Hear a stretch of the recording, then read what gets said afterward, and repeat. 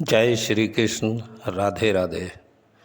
मेरे प्रिय भाइयों और बहनों, गीता का आरंभ करने से पूर्व मैं एक बात आप सबसे ये कहना चाहूँगा कि ये ईश्वर के श्रीमुख से निकली हुई एक ऐसी उपदेश की पुस्तक है जिसका एक एक शब्द हम सब के लिए बहुत ही अनमोल है।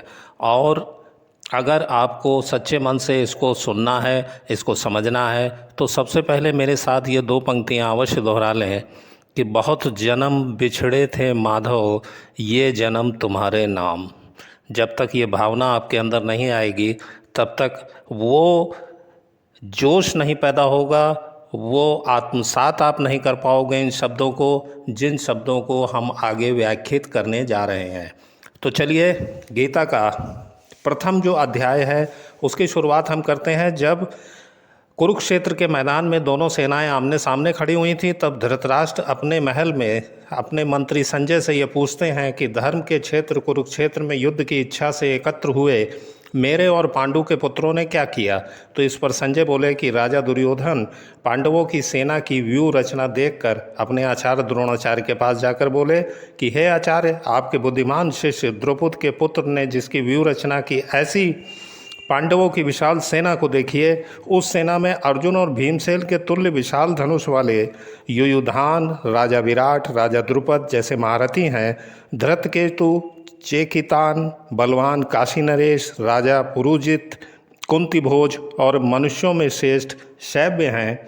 अति पराक्रमी युधामन्यु व महाबली उत्तमौजा, सुभद्रा पुत्र अभिमन्यु, द्रौपदी के पांचों विंध्याधिक महारथी पुत्र भी उधर ही स्थित हैं।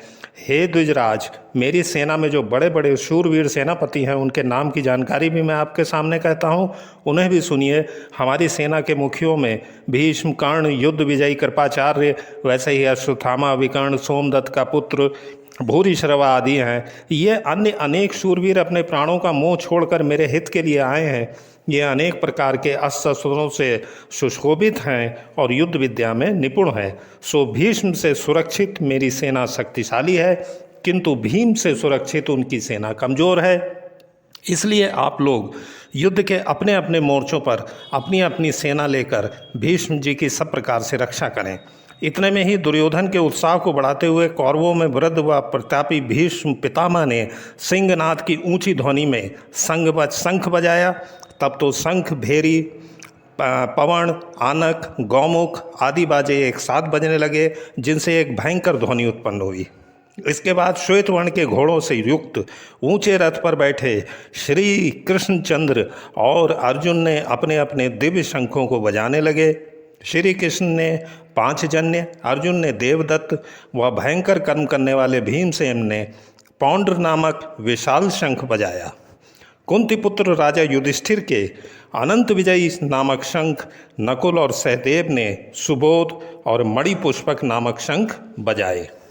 फिर धनुर्धारी काशीराज, महारथी शिखंडी, धृतद्युम्न, विराट और अजय सात्विकी तथा हे राजन, राजा द्रुपद, द्रौपदी के पांचों पुत्र और महाबाहु अभिमन्यु अपने अपने शंख बजाने लगे। वह तुमुल शब्द आकाश और पृथ्वी को गुंजाता हुआ धृतराष्ट्र के पुत्रों को के हृदय को विदीर्ण करने लगा। हे महीपति, पांडुपुत्र कपिध्वज अर्जुन ने धृतराष्ट्र के पुत्रों को युद्ध के लिए तैयार देख शस्त्रों की वर्षा के आरंभ के समय धनुष तो उठाकर श्री कृष्ण से कहा, हे अच्युत, दोनों सेनाओं के बीच मेरे रथ को ले जाकर खड़ा कर दें, जिससे मैं ये देख सकूं कि युद्ध करने के लिए कौन कौन आया है और इस युद्ध भूमि में मुझे किस किस से लड़ना है। धृतराष्ट्र के दुर्बुद्धि पुत्रों को का हित करने वाले कौन कौन यहाँ एकत्र हुए हैं, ये भी मैं देखना चाहता हूँ। अर्जुन के वचन सुनकर श्री कृष्ण ने उस श्रेष्ठ रथ को दोनों सेनाओं के बीच मिलाकर खड़ा कर दिया। भीष्म, द्रोणाचार्य आदि गुरुजन सब राजाओं के सामने अर्जुन के रथ को खड़ा करके श्री कृष्ण ने कहा, हे पार्थ, युद्ध के लिए उद्यत इन कौरवों को देखो। अर्जुन ने वहाँ चाचा, पितामह, आचार्य, मामा, भाई, पुत्र, पौत्र, मित्रजन, ससुर, स्वजन, बंधुओं को दोनों सेनाओं में खड़े देखा। सबको देखकर अर्जुन परम दयापूर्वक शोक युक्त होकर बोले कि हे कृष्ण, युद्ध के लिए उद्यत स्वजनों को देखकर मेरे अंग अंग शिथिल हुए जाते हैं। मुख सूखा जाता है, शरीर कांपता है, शरीर में रोमांच आता है, गांडीव हाथ से गिरता है और देह की त्वचा जली जाती है। हे केशव, मैं यहाँ खड़े होने में समर्थ नहीं हूँ। मेरा मन और चित्त घूम रहा है, अपशगुन हो रहा है। हे कृष्ण, समर में स्वजनों को मारकर मैं कुछ भलाई नहीं देखता। युद्ध में विजय और राज्य या सुख की मेरी इच्छा नहीं है। हे कृष्ण, हमको राज्य, सुख और जीवन का प्रयोजन नहीं है, क्योंकि जिनके लिए राज्य भोगना है और सुख की कामना करता था, वे आचार्य, पिता, पुत्र, पितामह सब प्राण और धन की आशा को त्याग करके युद्ध के लिए खड़े हैं। हे मधुसूदन, मामा, ससुर, पौत्र, साले और संबंधी ये सब मुझको मारें या मैं इनको मारूं, ये ऐसी तो मेरी इच्छा नहीं है। हे जनार्दन, मैं इन्हें तीनों लोकों के राज्य के लिए ही नहीं मार सकता, फिर पृथ्वी के लिए क्या मारूं?